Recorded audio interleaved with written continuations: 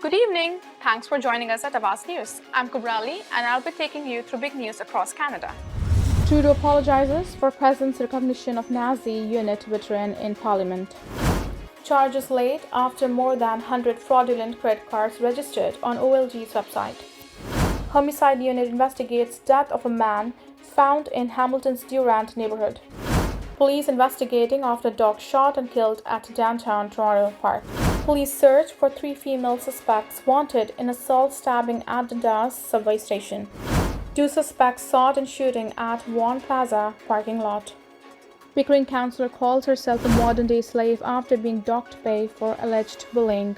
Those were the headlines, and now let's jump through the details. Prime Minister Justin Trudeau apologized Wednesday on behalf of Canada's Parliament for applauding a man who fought alongside the Nazis in the Second World War after last week's address by Ukraine's president. He made the brief statement before entering the House of Commons, where he extended unreserved apologies for what unfolded during President Volodymyr Zelensky's visit. This was a mistake that has deeply embarrassed Parliament and Canada, Trudeau told reporters, declining to answer any questions. All of us who were in his house on Friday regret deeply having stood and clapped, even though we did so unaware of the context. The Prime Minister reiterated that Speaker Anthony Rota, who is stepping down over the issue, was solely responsible for inviting and recognizing 98-year-old Ukrainian veteran Yaroslav Hanka, who hails from Rota's Ontario riding. The Liberal government and Prime Minister's office have maintained that they had no knowledge of Hanka's invitation or of Rota's plan to acknowledge him. Twice last Friday, members of Parliament and other guests in the House stood and applauded Hanka, who Rota lauded as both a Ukrainian and a Canadian hero. Ahead of those remarks, Trudeau had faced heavy pressure from opposition Conservatives and the federal NDP to deliver an apology, with both parties' leaders accusing him of ducking accountability since it happened. Tory leader Pierre Poilievre earlier in the day charged that if Trudeau wants power, he has to take responsibility and apologize to Jews, Poles, Ukrainians, and all Canadians.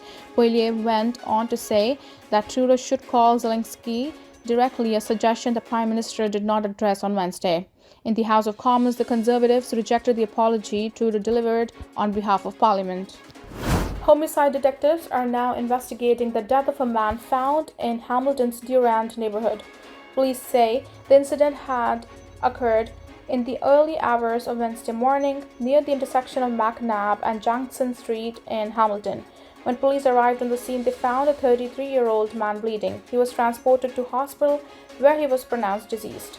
Police are asking anyone with information on this incident to contact investigators immediately. Police say they are investigating after a dog was shot and killed at a park in downtown Toronto on Tuesday night. Police said they were called to Barbara Hall Park, located near Church and Wellesley Streets, shortly after 11 p.m. for a reported shooting. Toronto Police Constable Victor Wong told Awaz News that at first there were conflicting reports about whether it was a person or an animal that had been shot. He said about a half an hour before the shooting, there was an altercation between 2 males who appeared to be unknown to each other. According to police, one of the males left the area but returned a short time later and shot the other man's dog before fleeing the scene. Wong said officers helped the man take the body of the deceased companion to an emergency vet. The dog was 3 years old, Wong said, but he could not confirm the breed. No arrests have been made in the case. Police are continuing to canvass for video surveillance footage and witnesses. Obviously, the charges will depend on what is found from the evidence as the investigations unfolds, Wong said outside Toronto Police Headquarters on Wednesday. A Mississauga woman is facing several charges after hundreds of fraudulent credit cards were registered on Ontario Lottery and Gaming Corporation's OLG website. In a news release issued Wednesday, the Ontario Provincial Police said its Investigation and Enforcement Bureau was contacted last April about allegations of fraud on OLG.ca. Investigators have found that an individual enrolled on the gaming site more than 100 credit card numbers that were obtained fraudulently, police said. As a result, police have charged 48-year-old Donna Maria Lakshman with 18 counts of fraud under $5,000, 1 count of identity theft, and 1 count of using credit card data. She's scheduled to appear in a Newmarket court next month. Toronto police are looking for 3 suspects after one person was assaulted and stabbed at Dundas station last week. Officers were called to the TTC subway station at around 10:30 p.m. on September 20th for a person with a knife. When they arrived, police found a victim suffering from minor injuries. Police said the victim and their friend were going down the escalator when they became involved in a verbal altercation and 3 people behind them. The dispute escalated, resulting in the victim being assaulted and stabbed from behind, according to police. The suspects fled on foot. A week after the incident, they released descriptions of the suspects, all believed to be white females between the ages of 15 and 20. According to police, the suspect has a thin build, long dark curly hair, and a pale complexion. She was last seen wearing a black long-sleeved crop top, black bicycle shorts, black running shoes with white soles, and a backpack. The second suspect has a thin build with brown hair in a ponytail and fake lashes. She had black hoodie, light-colored shorts, black sneakers, and carrying a blue bag. The third suspect has a medium build with a long hair, black in box braids, and fake eyelashes. She wore a black sports bra, gray sweatpants and hoodie, white slide sandals, and a large black purse. Anyone with the information is asked to contact police at 416-808-5200 or Crime Stoppers anonymously. A city councillor in Pickering is calling herself a modern-day slave after council voted to dock her pay for 30 days following an investigation by City's Integrity Commissioner. Councillor Lisa Robinson made the comment in the post on Facebook on Tuesday. Robinson's remarks followed a ruling by the Integrity Commissioner which found that her decision to identify 3 citizens by name in a Facebook post in which she announced that her annual Halloween event for charity would be cancelled amounted to a bully tactic which showed blatant disregard for the well-being of others. In May, Robinson made a post on her personal Facebook page announcing the cancellation of her annual Halloween event. In it, she thanked 3 citizens by name for their neighborly kindness.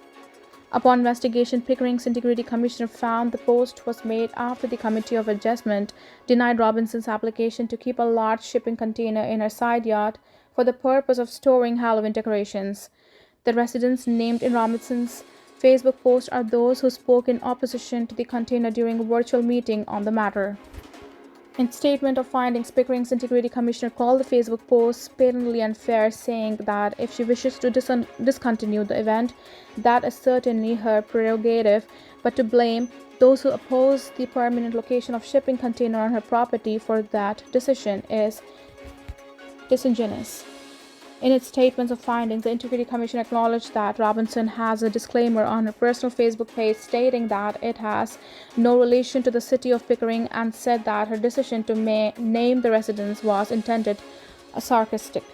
But they said the post was ultimately an inappropriate attack against individual residents who had simply participated in a public planning process. The Integrity Commissioner found that in making the post, Robinson broke council's code of conduct.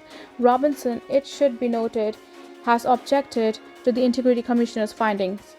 We are being asked to take the Commissioner's word for it that some people feel bullied and intimidated, said Robinson in a follow-up YouTube video posted to her public page.